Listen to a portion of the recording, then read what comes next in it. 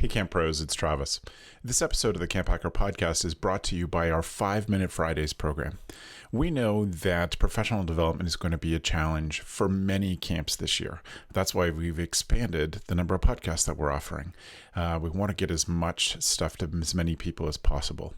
One other way that we're dealing that is offering creative ways to get you professional development in inexpensive ways as well. And we know it's going to be quite a year. One of the ways that we're going to do that is through our 5-Minute Fridays program. Beth and Ruby and Matt and I record one 5-minute piece of actionable advice that gets delivered to you every Friday morning. So you get 4 5-minute-ish videos every week, and then you get access to all the videos that have accumulated throughout the whole year that we've been doing it. So you can subscribe, and until the end of September, you can buy a year at a time. After that, it's going to be a monthly subscription fee, starting at just $5 a month. So I encourage you to check it out. It's at gocamp.pro/5mf. And that stands for 5-Minute Fridays. And in there, you're going to get a whole bunch of good information. It's varied. It's going to be aimed at brand new camp directors. It's going to be aimed at camp directors who are looking for some rejuvenation in the way that they do things. But it's going to be brought to you by people who studied and worked in this industry for many, many years and are constantly learning. And we're turning that into the things that we share with you in our 5-Minute Fridays program. So please join us. Again, that's gocamp.pro/5mf. And you can subscribe monthly, or just until the end of September, you can pay for an annual subscription to the 5-Minute Fridays program. Thanks for listening and for watching Camp Hacker. Take care.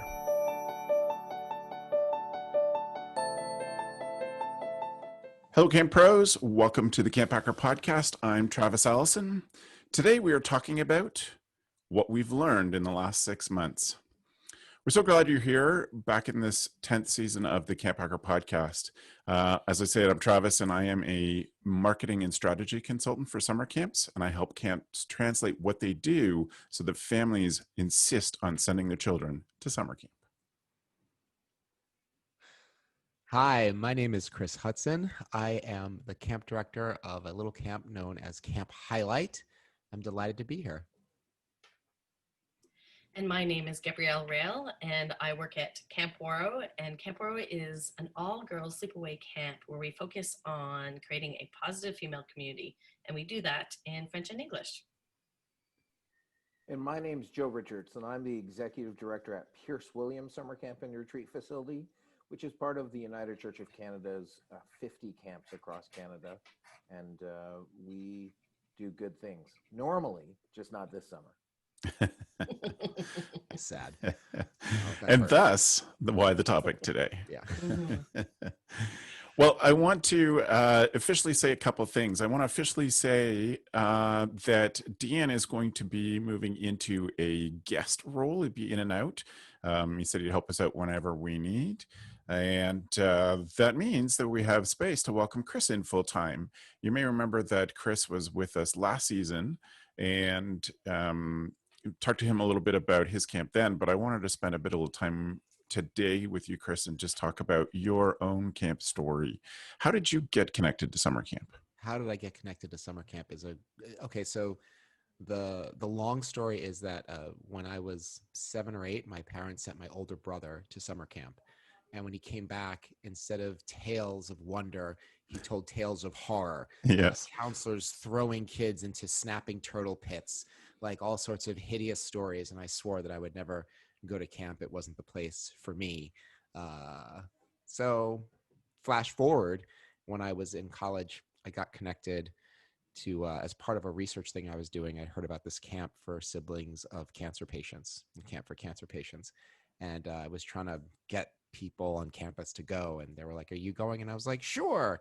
So I went. I don't remember my first summer.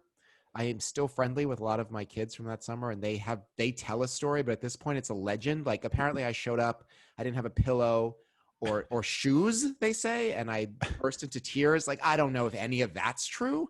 Okay. But, it began a love affair with camp that has gone on to this day. So that was well over 25 years ago at this point. I was a camp counselor, and then for many years, for 20 plus years, before getting together with a friend to start Camp Highlight, which is a sleepaway camp for children who have LGBTQ parents. This would have been our Titanic 10th year. Ooh. It would have been. Mm-hmm. Instead, we announced an intermission, which is what we are calling this year for our kids and families. It's an intermission because why? Because you can't cancel a community, which is what we are. We're a family. So it's just a short break before there's even more fun on the other side of this. So that's my camp story. I love camp. It is the best thing I've ever done with my life. I am so overjoyed that I happen to sort of fall into it. Mm-hmm. Who knows what I would become, what I would have been without camp. I could have been an accountant, a pirate. There's no way to know. Pirate Chris of the future. There's no way to know. That's amazing. Well, welcome to it. We're so grateful to have Thank you on you. CampHacker, and super happy that you're here. For those of you listening or watching on YouTube, YouTubers, we hope that you click subscribe and hit the like button. That certainly helps us get seen by more camp pros. If you are listening, you can go to camphacker.tv/iTunes if you want to leave us a review on the Apple Store. But most of the podcasting apps these days allow you to leave a review, and all of that helps. It helps us get seen by more camp pros and heard by more camp pros. And as I said, what a thrill to be kicking off our 10th season, 10 years of doing this together, and what a year to be also our 10th year, like Camp Highlight. And so we thought what we'd do as the opener to the season is talk about lessons that we've learned. We are recording this in the middle of September 2020, and so we've just had 6 months. I don't feel like we've come out of anything, but we've just had 6 months of intensity. And so I thought there would probably be a lot to learn. And if you've listened to any other podcasts on the Go Camp Pro network, you know that we've been doing a lot of talking about what it means to be a camp director in this year. And I think we'll do a lot more talking about that on all the shows this year. But since we are the show about big picture topics for summer camp leaders, I really wanted to start with lessons from this year. And we've all had quite different experiences of summer camp this year. And obviously quite different experiences because we live in lots of different places. And so I thought that'd be a great place for us to start. Gab, I'm going to start with you, if I could, please. Camp-wise, what have been the big lessons of this summer for you and for Worrell? So this summer, the Quebec government canceled camps, sleepaway camps. And I think this was a decision we were going to make on our own anyways. And I feel that no matter whatever decision you made, it was a tough decision. And even having a government step in and say, you're not running camp, that's tough in itself. I think as an organization, really, I know that people have a hard time understanding what we do at camp as a profession, have a hard time understanding who we are as a business, not just our organization, but all camps. And one of the toughest things to communicate to people is that even though we seemingly run for 3 months out of the year, we're a year-round organization, we're a year-round business. And communicating that to people is very, very, very tough. So that the finances that camps are losing right now is astronomical. And I think next year we're going to see the true impact of this pandemic. But the other thing that I saw was really just people coming together. And our organization doesn't have the strongest of alumni group. They're wonderful individuals, but we come together every 5 years, have a big party, a reunion.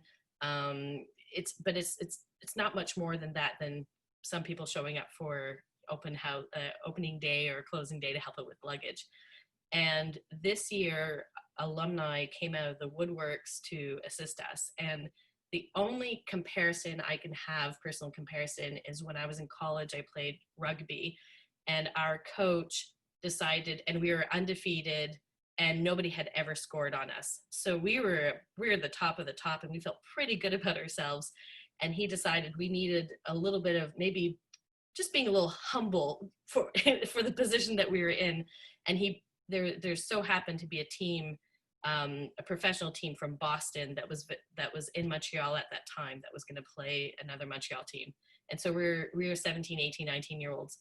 And these women came onto the field, and they were probably in their late 20s to late 30s. And it was really this muscle that I had never experienced before. We just got plowed over. And our alumni, it was as if seeing our staff, who are so brilliant and who are so passionate and who are so strong, but now as women who are these powerful individuals, and how their brains worked, and just what they're able to do and maneuver. So my experience with working with those women from Waro has been phenomenal. And for our staff to be able to work with them as well in certain projects, in moving our organization forward and supporting other organization is really one of my highlights and silver linings of the summer. That's amazing.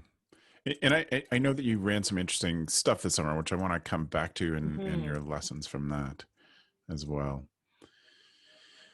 Chris, what did the summer look like for Highlight? You had an intermission, but what was your communication like? What was your community like, et cetera, this year? Well, okay. It's funny because at Camp Highlight, we have a very strong community. Like many camps, we have a very strong community. And I was really vibing with what was said, because it's very hard to communicate to people that even though we're only together for a short time, that this is a relationship that the kids have with each other, that we have with the kids, that is enduring and alive the entire time. So for our community, and it's small, we would have had 75 kids this year. For our community, it was really devastating, because given that it's a space for kids of LGBTQ parents, it's a really specialized sort of get together, and they may go to other camps, but they really prize coming together for this one. And I'll say, like, the decision to cancel camp was very traumatizing for me. I didn't sleep for a week because I knew what had to be done, and it's just, pulling the trigger. It's felt really terrible, and it was 2 entire nights of tantrum crying. But then I got it out, and then we were just like, okay, well, what are we going to do? We're going to have a community. So we planned some online events, not many. I know there were some camps that were doing like 3 weeks, 9 to 5.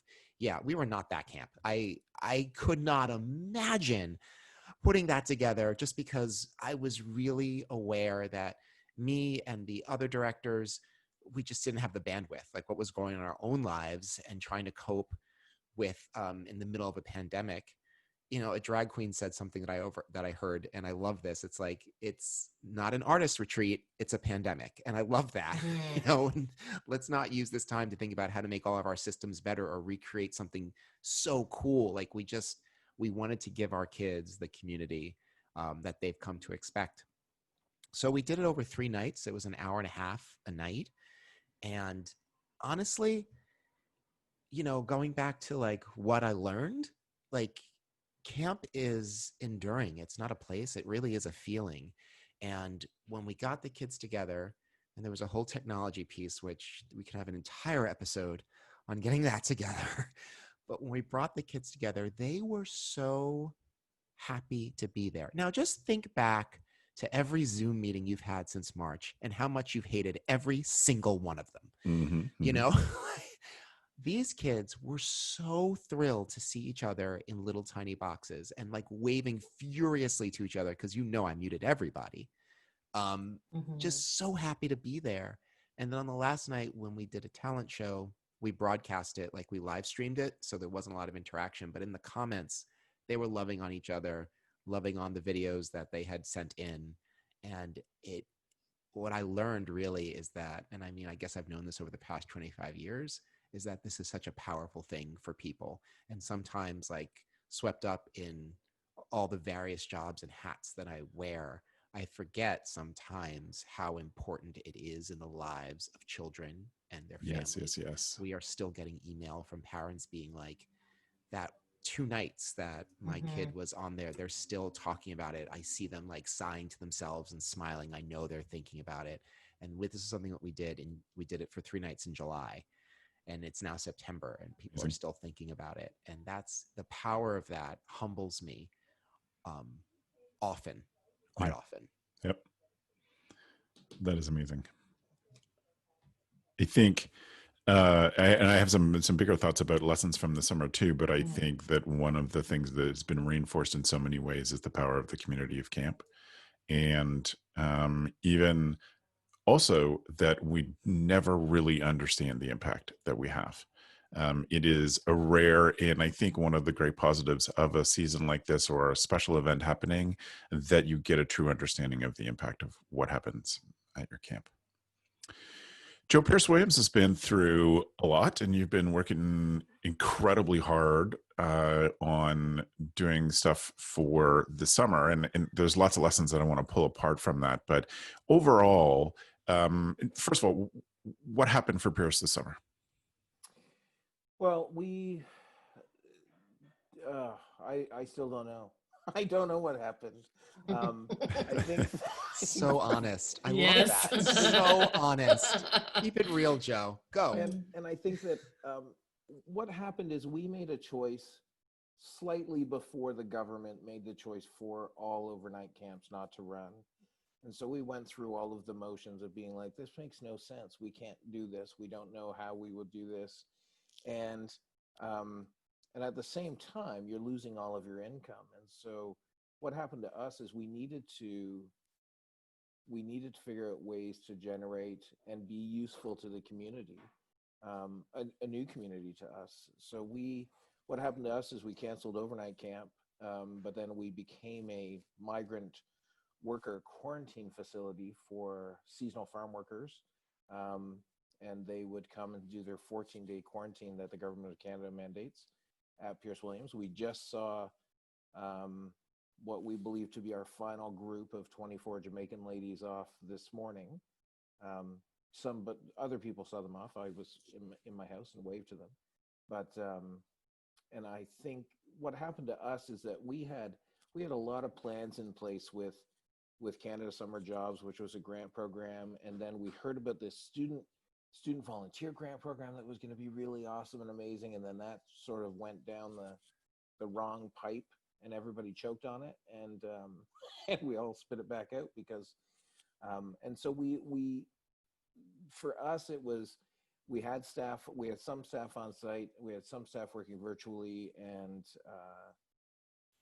really for us it's taught us all of those same things, that community is great, and that you need to be able to flip decisions so fast and not blame yourself for a bad decision. Mm-hmm. Meaning, like, we had at one point planned on 6 weeks of virtual camp, and I said, nope, let's get it. 2 weeks out, I was like, if we have nobody signed up, or if we have this few people signed up, go to 3, right? Like, just cut that thing in half. And if you right, and just decisions would be on the fly, and what really happened to us is a lot of honesty, right? Like, just honest with all of our workers and with our board to say, listen, if the government of Canada wage subsidy, once it runs out, unless things have changed dramatically, you're all going to be laid off, right? Like, but my staff had that conversation on March 16th. Right? Mm-hmm. Like, that first Monday we had that conversation, because I didn't want. Oh, Joe, we lost you. You hit the mute button. I did hit the mute button. We heard that you had the conversation on Monday, March 16th. Cliffhanger. On Monday, March 16th, and then we've re-had it, lots, because I don't want them to be surprised. Because what happened now, 6 months in, is it sort of looks like we're regular, right? Like, we're still getting paid some of our salary, but I remind them every week, if not every other week, that when this ends, you could still be laid off. And one of my office managers said, "Well, that's great. Like, you're saying I'm going to be laid off at Christmas?" I said, "No, that's not what I said. What I said is, if this ends, you could be laid off. There's a difference, but you need to be aware of these things so that and understand that it's not camp doing this to you, right? This is camp loves you, and you. That's one of the huge things is our staff love camp. Like there's no, and I'm sure that other camps have, but like Hmm. there's no way that our staff should put in as much effort as they did while only getting paid 75% of what they make, and right, and still want to put in extra hours, right? It's this bizarre thing. So I still don't quite know what happened this summer. Um, and in between time, we've also started fundraising, right? And so the community is strong and finding funds, and yeah. So it's been a journey. And other personal things have happened too that have made it more difficult as well, right? So Yep. For sure. Yeah. For everybody. Absolutely. Yep. I think from my interesting position of not being an active camp director, but seeing what so many people are doing, what so many camps are doing, I think some of the biggest successful camp communities, there have been some common parts to it. And I think that certainly Gab introduced it, that camp has, I think, camps that have been doing it right have this unique ability to connect with their community. And I certainly saw the camp that Beth and I used to direct had incredibly strong alumni connection in this period of time. It was some alumni that haven't been very connected to camp became very connected to camp because of what camp was offering. And some others increased their volunteerism and introduced their kids to camp that hadn't done all that. And I thought that was a really incredible part of this. And I certainly hope that one of the lessons that camps, we could talk about this more if the three of you think it's interesting, but I believe that smart camps will take the lessons of how to build community online and how to stay connected, and they will keep that going. I think that there's lots to learn about connecting with kids when they're younger, introducing them camp idea without them having to get on a bus and drive to a camp in the morning or travel a few hours to a site, a remote site. At a certain age, we can connect with them and be a part of their lives and be part of the families for those kids when they're a lot younger.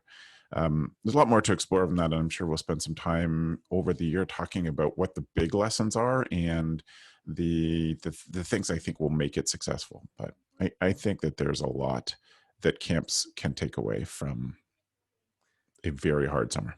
I think you're absolutely right. And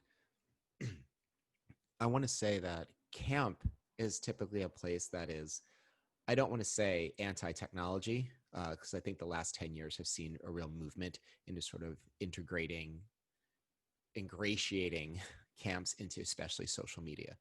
However, I look at our summer and how we use the technology to connect to the kids and how easy it was for the kids to connect that way, because they are far more agile in that space than, rickety, old, ancient people like us. And it was a real wake-up call in education in that sense. And I've been really thinking about that as much as I have been rolling my eyes at every Zoom meeting and everything that I've had. And I expected that the kids with all their online schooling would also be sick of it. In this context, they absolutely weren't, and they were eating it all the way up. They're just used to being in front of a screen more than people of a certain age. And it's something that, I'll be honest, I overlooked it. I overlooked how we could have used this medium for the entire time. And now I have all sorts of wild ideas about having like a monthly live cast sort of thing where they call in or write in or something. But Chris, I think you did something amazing, which is that you limited it to 3 nights. Yeah. And I think like when you said that earlier, I was like, well, what? Why didn't you tell us? Like, if that's all of the. If you had told me you were planning 3 weeks, I would have told you that. Don't do 3 weeks. Well, but we had summer camp. We had younger staff doing that, right? But this idea that you give them less than they think they want and you build up all of that energy. And on the side where the kids are used to this that they're more comfortable online.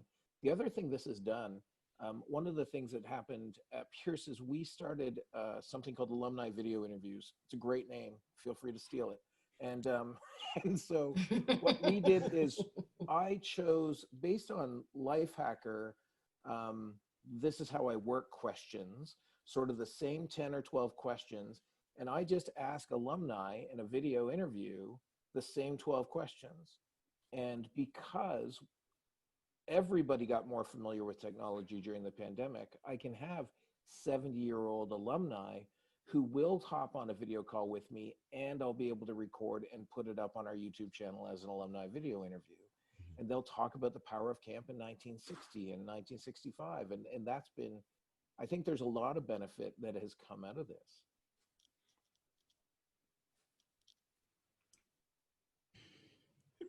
Gab, and everybody feel free to jump in if you have a thought or idea, but Gab, I admire the work that you folks did in providing a leadership program this summer, a 2020 equivalent of CIT or LIT program.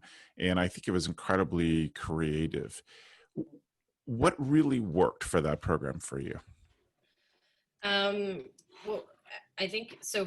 For us, we had 2 online programs. We had our Camp Cooped Up program, which was a camper program which allowed campers to do projects at home and get the instruction, then go offline, continue the project, and then present their project afterwards. And that was really beneficial for parents to see the type of leadership that we do with our campers. And we even had an unplugged program within our online program, and where we challenged campers to choose how much time they wanted to have non-screen time. And the discussion afterwards was really endearing. One of the campers, who was 12 years old, said, she said to the rest of the girls, I took a nap, and then they're like, well, she's like, I think it was the first time in my life, except of course when I was a baby, but I took a real nap. And then another one asked, like, well, what motivated you to take, like, why haven't you taken naps before? And she's like, well, I always had my phone and I was tired, and it was really nice. And Yes. there's all these aha little moments that were happening. And I think, to the point that of what a lot of us are talking about, our organization is, unplugged and to try to connect to each other, et cetera, et cetera. But I think when the pandemic hit, the true value system floated to the surface. And what it really comes down to, for us anyways, is connection and community. And then just using technology on how do we help with that and create that conversation and not shy away from it. And so for our CIT, sorry. Yes. Before you move to the CIT program, I want to pick up on something that you said that I thought about at different points, but I want to make sure we highlight here. This goes back to, again, I hope the camps continue to do this kind of thing, because something happened in all the camps that ran great virtual programs this summer, is that parents got a window into what your staff is like. Yes. Well, parents got to see them. Yes. I think that's really, really huge. And that's a conversation that we had with our staff. And there was no shortage of staff that wanted to volunteer to run mini programs, especially when we put that as a spotlight, as an idea that parents can finally get to see what we're capable of. And I just opened up my own website to just sort of look at some of the programs that we came up with. And I'm looking at all the faces, because there's, of course, captions of past programs and all these staff members and laughing faces. But parents really saw this engagement. And that's actually a perfect link to our CIT program. The CIT program, it was it was a 4-day-a-week for 6 weeks program for 16-year-olds. So it wasn't full day. That's stunning. It was 2.5 hours a day. Yeah. It was a mixture of course, interactive lessons, group project development, presentations, guest speakers, and this was also CITs from around the world. So we had some CITs that were up at 9 o'clock at night. We had some CITs that were up at 6 in the morning that were participating. We had 20 CITs that were in this program. And the way we've developed the program is that for the summer, it was all of the theoretical aspects of the program. Throughout the year, they'll be doing an internship with mentors. They'll be checking in with them. And then in the summer, they'll have a specific onboarding with volunteers from our alumni group that I was talking about earlier. Yeah. And going back to Joe's first statement of, I don't know what happened this summer. This was very tough to put together. Our CIT coordinators are fantastic, but their morale was really low when we started planning this. And we started planning it once the pandemic happened. And I remember at one point we were saying, oh, this is going to last 3 weeks. And we started planning it then. Yep. And the constant feedback was, why are we doing all of this work if we're not, we don't know if this is going to happen? And we just wanted to be ready. And the reality is that we could not see what we could do with these. This goes back to Joe talking about his daughter in a couple of podcasts ago about her missing her CIT year, and how much this is such a cornerstone. It's such a highlight. It's such an important moment in a camper's life. And we don't, if we can think back to what that was like, going from 15 to 16 or 14 to 15, whatever your CIT program is, this is something that you feel like you work for your whole life to get into this program. And we wanted to respect that, but we also want to respect our organization in the sense that our CIT program is extremely vital to not the staff members that come the next year, but our leadership team members in 5-6 years after that. This is the oxygen of our organization.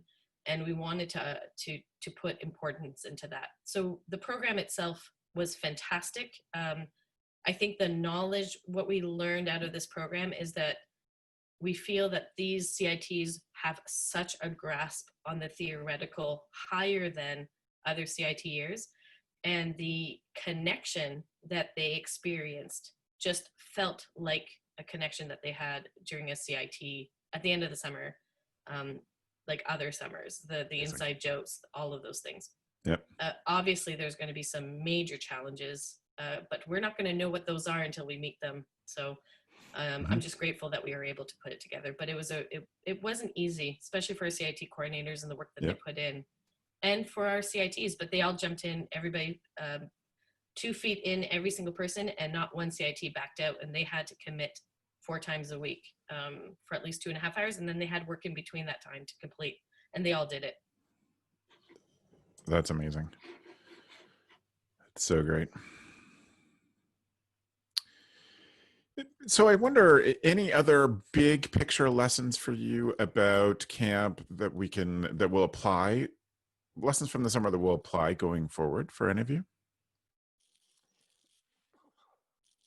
I think the idea of change will be built into many more people's minds now, right? That change is something that can happen on a moment's notice, and we need to be okay with it.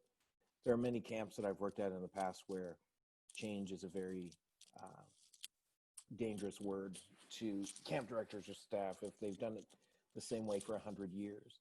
And I think that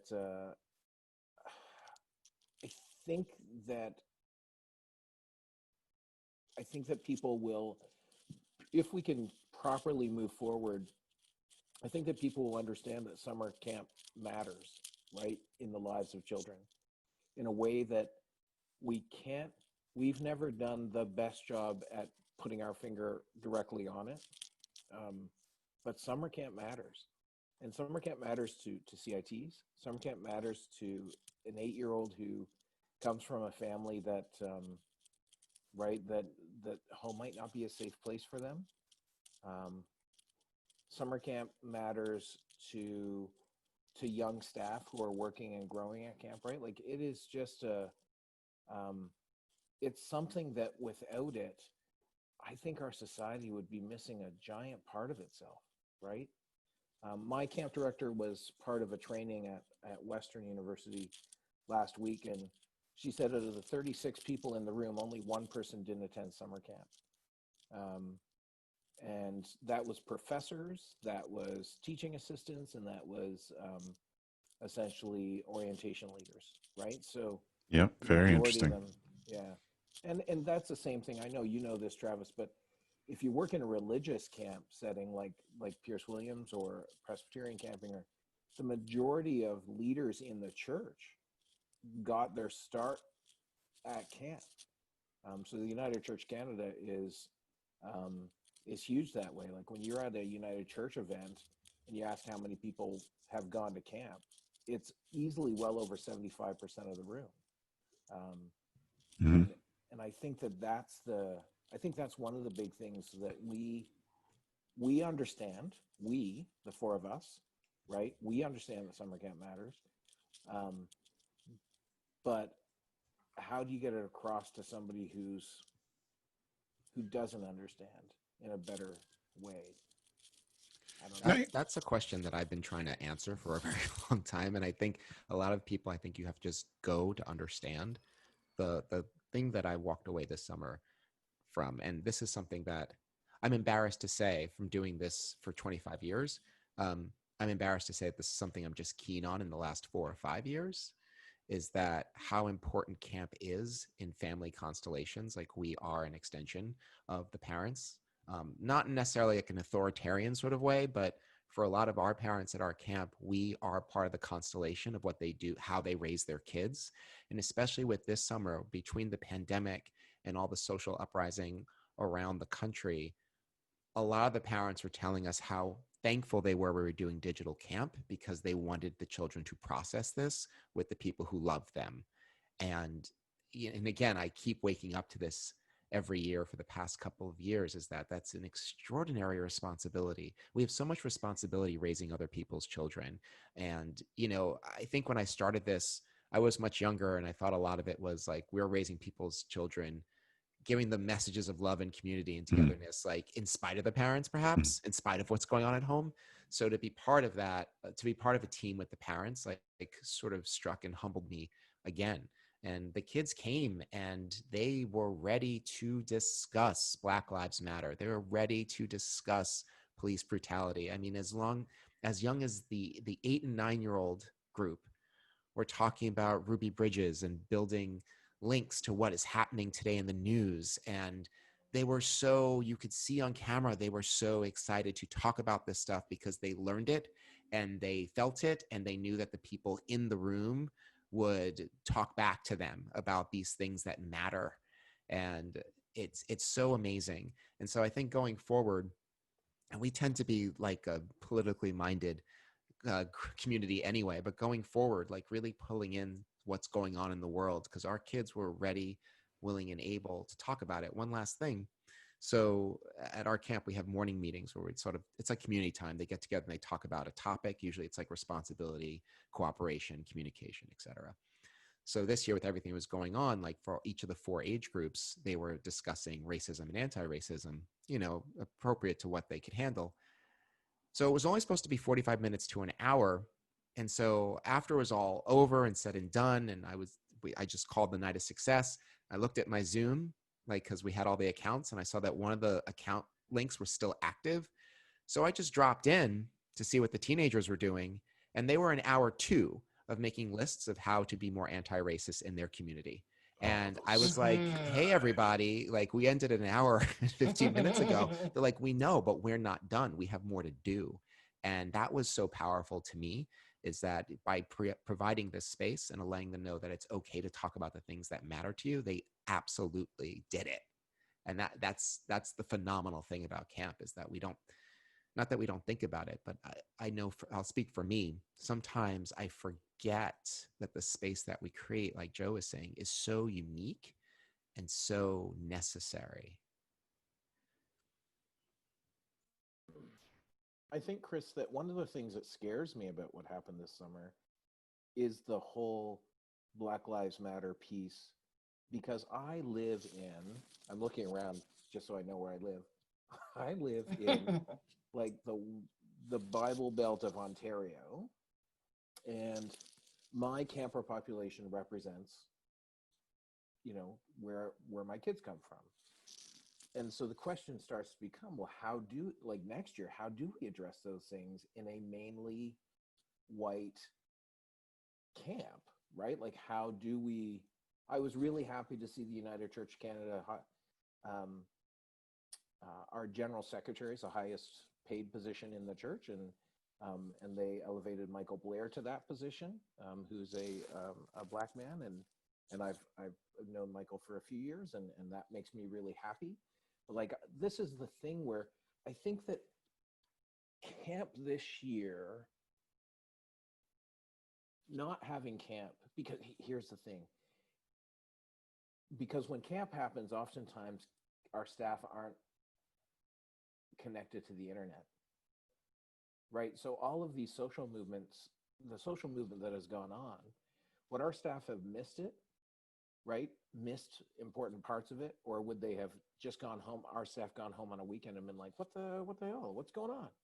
And I think that's the thing with both digitally and moving forward. We don't know what the summer 2021 looks like, but how do we be more inclusive of everybody, right? Everybody. And how do we, and I think CampHacker, excuse me, I just burped. Well, there it is, America. Yeah, Canada. there it There it is. is, world. You can take that out. No, leave that in. But what I'm trying to get at is this idea that how do we, there's so much that we do as camps, right? And CampHacker is working in the space to try and figure out how camps and people of color can do, how we can do better.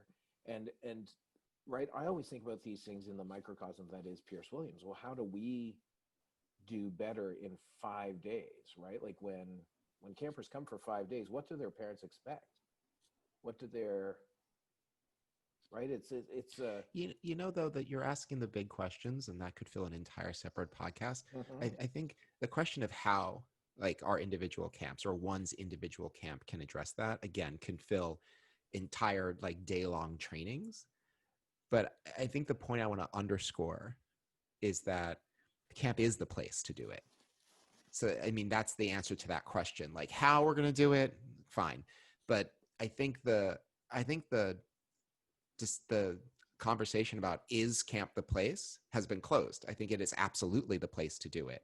When we're talking about community and we're talking about acceptance and community living and all the things, like, it is absolutely the place to have this conversation. Now, what that shakes out for a day camp, for a religious sleepaway camp, for a travel camp, that's going to, everyone has different masters, and everyone has to look at how to really make this information available. But I think the fact that it should be available at every camp in some way, shape, form, or fashion, I think this year for me says, I mean, it did for me previously. I always believe this, but I think now, I think it's the mainstream idea is that we should absolutely be having these conversations at camp.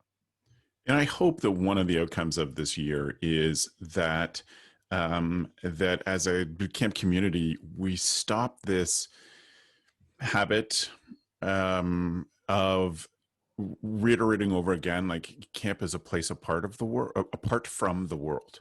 And that I hear that all the time. And I understand the idea of giving kids a respite from the world. But I think we're then missing the opportunities to be the facilitators of good discussions for their lives and safe places for them to ask questions and explore lots of things. And I hope that the separation of camp from the world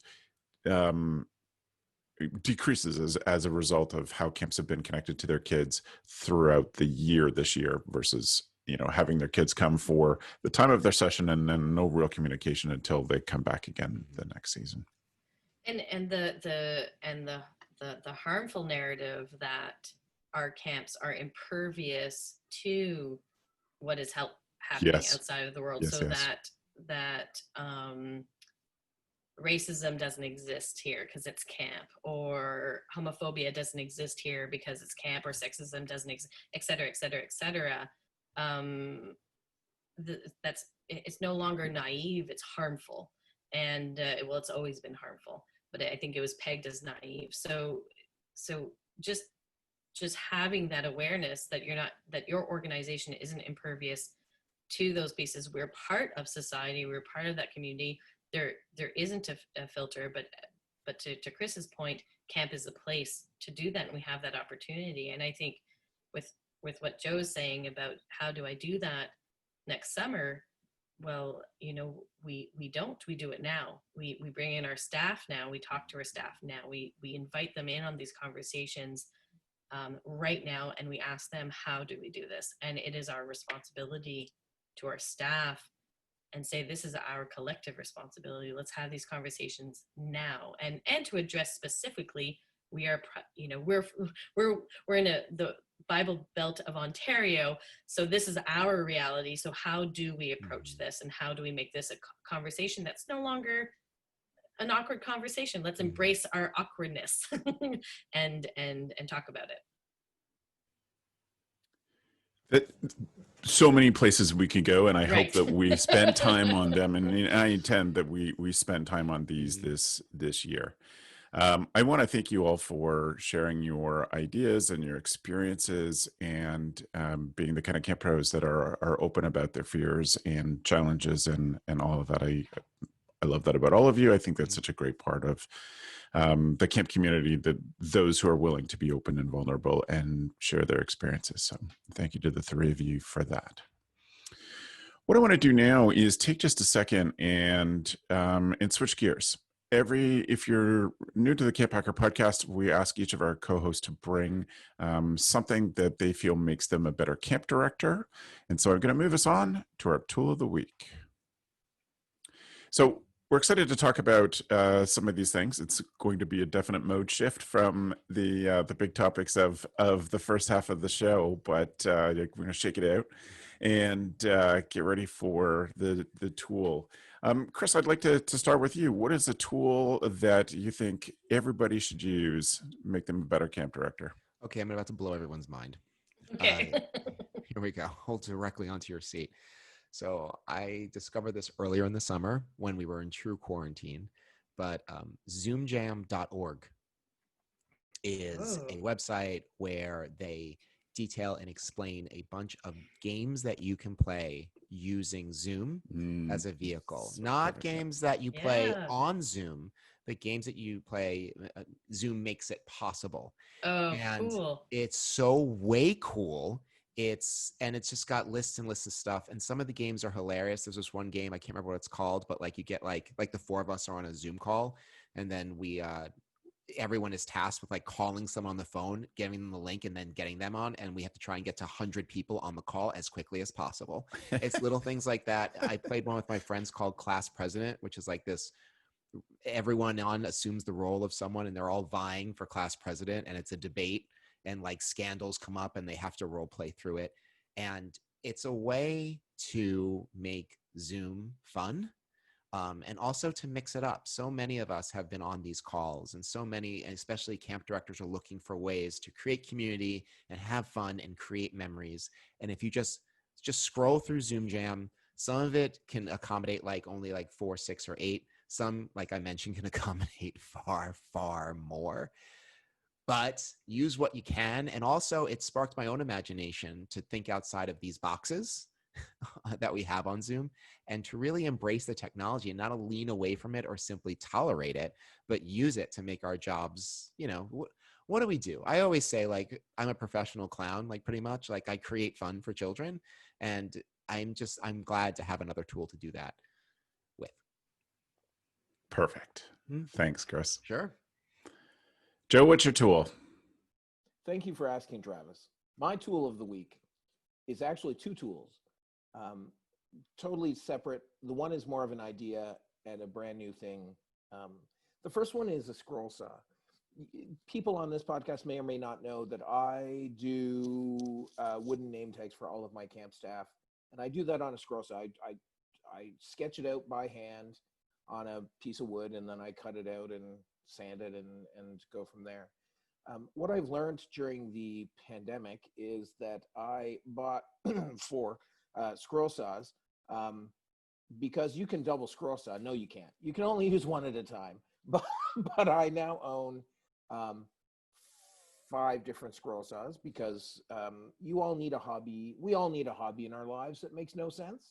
And No. Wait, how many does one need? Like, how many do you need? Like, you have 5, but how You're many? building another barn, Joe, to put scroll saws I in? don't understand. Why would you? Like, so you So had here's- 4, and then you were like, you know what? Doing No, like I'm no, not no, no, stopping. no. So I had, here's the reality. Once you commit to making name tags, Okay. you have to make name tags. And so a few years ago, my scroll saw broke on like a late June night, which is like peak season for me to be cutting out staff name tags. And so I go and buy a used one on Kijiji, which is like Craigslist, and I pick it up. So then I own how many? I own 2. And then what happened is eventually you're like, well, I'm better at scroll saw than my scroll saw, so I need to upgrade my scroll saw. So then I went on Kijiji and I bought an Excalibur, which is an upgrade. So now I own 3. Yeah, we're getting there. Yeah. And then the carbon brushes in the motor of the Excalibur gave out. So then So I needed what I wonder, Joe, is yeah, how do scroll saws help you be a better camp director? they help me be a better camp director because they allow creativity to come out. Right? They allow this Okay. idea that you can make anything. You can make a sign that says thank you, thank you for your donors. You can make signs that say save camp, right? Just Mhm. small things that work around, and it is it's great. I bought some higher end scroll saws, and I've done some Lord of the Rings stuff recently, Travis, which you would appreciate. And so I'm getting more into it, and I just think this goes back to something. If you looked over the last 10 years of CampHacker, one of my tools of the week, a lot of my tools probably go towards hobbies more than specifically camp directing, Mhm. because I think that we need to look outside of camp directing to be the best camp director, right? We need to do things that are outside of it, which brings me to tool number 2. So if you don't follow the Google blog, I would recommend you do. They have just released a tool for creators to the public, and they call it Fundo. I would pronounce it Fundu, but it's fundo.town. I hopped on really early and got the camp as my listing. So fundo.town/camp is Pierce Williams' listing. This is SMRT. Yeah. Smart. Very smart. Fundo is a way to have paid ticketed meetups so if you're a creator on YouTube, you can say, great, I'm going to sell 20 tickets to this thing at $20 a pop, and then it manages it, and you can do one-on-one time. And part of me found Fundo just after I found out that Google Meet's going to take away free recordings shortly that they had put on. But Fundo's free for me. You still have to charge something. So it's one of those tools that I'm like, as we look through what could be, I think Fundo is this way where you say, great, yeah, we can meet up once a month. It's going to be $10 to meet up and join in, and they take care of all of the account processing. And then it's just one of those new online tools where you're like, Now, on another point, if you've been around the web long enough, which I'm sure the 4 of us have, you'll understand Google could cancel Fundo tomorrow. And we would all, right? Like Google has a history of that, but it looks like their market creators have been able to use it for a while, but they opened it up to the public. And so you can create your own thing. And I wondered about it for like alumni meetups, so that money is a fundraiser for camp. So online meetups where they do all the ticket management. So there's a variety of things where I have it. I'll try it out a few times before the end of the year. Those And are my report 2. back. Yeah. Or keep it all to myself.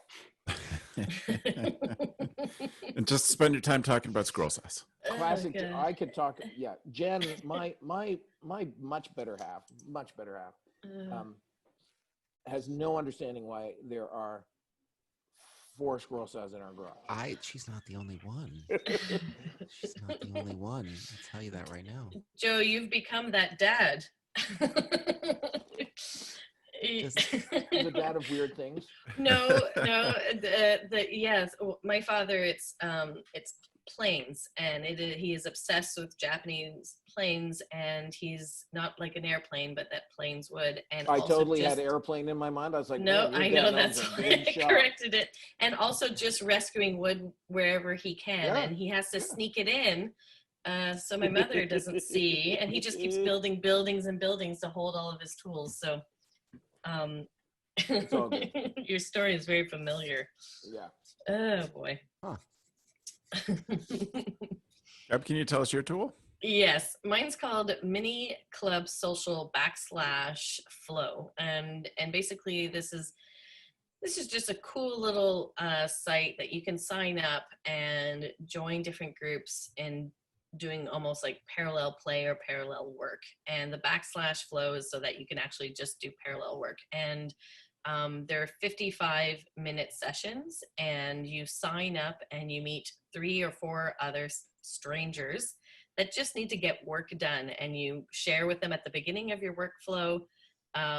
This is what I'm working on. This is what I want to accomplish. Everybody else shares it, and then you just continue working. And then at the end of the 55 minutes, everybody shares what they have done and what they have accomplished and what you need to do next. And it's just a way to help us get our work done throughout the day when we're working from home. What I love about this site is it's fully bilingual, French and English. It's non-for-profit, and everybody is welcomed except jerks. No jerks allowed. That's basically the tagline.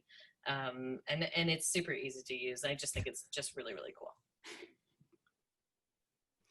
That is a great one, Gab. Thank you. Also good because so many people who've worked for bigger organizations will be used to being in an office with people around them. And that might be just for those who need the accountability of having somebody that you've said, I'm going to do this thing and I got to get it done in an hour. That's right. That's really fantastic.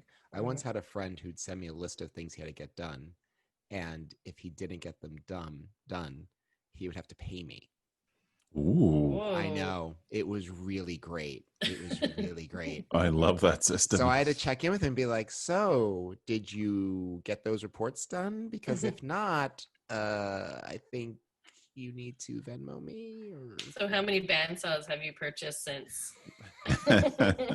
Oh, it's funding. I'm going to start a whole new saw addiction. Yes, of course. I was thinking of getting one, but what I've learned today is that one isn't enough. It's not enough. Always learn good stuff on the CampHacker Show. Yeah. Inspired by Chris's tool, I'm going to change the one that I put in the show notes. Twist. I am going to come back to that one at another time, but this is also something I discovered that was good for online community, and made use of it a number of times this summer. I feel like we're still in spring break. Spring break basically came to a close this week as our schools here in Ontario went back to school this week. It is called Jukebox, and I'll put the link in the show notes, but it's jqbx.fm, and it ties into Spotify accounts, and it allows people to DJ one playlist from anywhere in the world. So what we did, and the reason I liked it is because it was online, it was connecting with friends, but it wasn't on Zoom. And I think we all know now that the Zoom exhaustion is very real, but we're still looking for a way to keep connected to people. And so we'd meet on a certain night at a certain time. The first time we said, we'll probably be on for an hour, and we ended up on for 5 hours. And you just take turns putting one song in the playlist. And if you don't have a song, you drop out of being the DJ list. And then it was just text chat. And so it was so fun to have people from all over the world not be on camera, but still be sharing. And so, we're giving each other kudos on text. And it was such a fun way to do it. We have a a long family tradition and party tradition with camp people of playing the CD game, we used to call it, where everybody would get to DJ one song, and the goal was to get a good reaction from everybody in the group. So it was fun because you weren't just playing a song that you liked. Sometimes you're introducing people to a new song, but the goal was always to get a good reaction from everybody. So lots of oldies came out, lots of stuff that you haven't heard in ages. And this was exactly that same moment with everybody. We were playing with people in 5 countries one night. And it was just so fun. And it was fun, like all the camp friends and college friends and all these people that hadn't necessarily crossed over. But everybody's like, hey, your friends have such good taste in music. And it's a really great tool. So I would encourage you to do that and try to set aside some time with your staff, with your senior campers, and do something like that. A good way to connect online without having to be on camera. And so it was a nice mix while still uniting us in that way. I think lots of camps could get lots out of it. So thank you. Great tools, great giggles. And I really appreciate the 3 of you being here today and sharing all of your experiences and your lessons from this summer. First of all, if you want to see the things that we've talked about, get links to the tools and see our notes, you can go to camphacker.tv/podcast, and you'll see that there. You will see, of course, all the past episodes and all the past tools. We're looking forward to a great season this year on CampHacker. So, Gab, if people have any questions and want to follow up with you on stuff you said, how can they get in touch with you? They can follow me on and DM me on Instagram at Gabrielle Rail, and Rail has 2 L's. And they can check out where I work at ouareau.com, OUAREAU.com. Hey, Chris? You can email me at chris@camphighlight.com. You can follow Camp Highlight on Instagram at Camp Highlight. You can follow me on Instagram, and you can DM me on Instagram. I am at PlanetChris1. And yeah. Are you tempted to change your Instagram to PlanetChris5 now as you add scroll saws into your life? Yes, PlanetChris5 scroll saws. Great. Follow that on Instagram. Listeners, I dare you to set that up. I dare you to set up PlanetChris5 scroll saws. Joe? If you have any interest in following me, which after this hour you probably won't, but that's understandable. You can find out what we do at Pierce Williams by going to campisbetter.com. You can find out some of the inner workings of Joe's mind at yoyojoe.com, YOYOJOE. And I'm about to give an Instagram that nobody knows. Ooh. No, maybe I won't. If you can find me on Instagram, I will, there's your test. Find Joe Richards on Instagram. He'll make you a name tag, obviously. Oh, that's a deal. That's a bargain. Well, because then people would share it. Yeah. What is happening? No. No, social media, I'm on and off. More so during the pandemic. That was the weirdest thing. Yeah. This whole thing, but yeah. Yep. It was. And for the next couple of weeks, I'll be on social media, just sending pictures of my feet. Well, we do hope you feel better, Joe. Yes, please. Yeah. So thank you all for watching us on YouTube. Thank you to those who are listening to us as you wash your dishes or take your dog for a walk. We're so grateful to have you part of this camp community. Again, the notes are at camphacker.tv/podcast, and we'll follow up with you there. And we want to put out a special thanks to Matt, our executive producer and editor, for all of the work that he does to make us sound good and to help promote the shows. And we're so grateful to have you part of the camp community. Thanks for the evening, friends. Bye, everybody.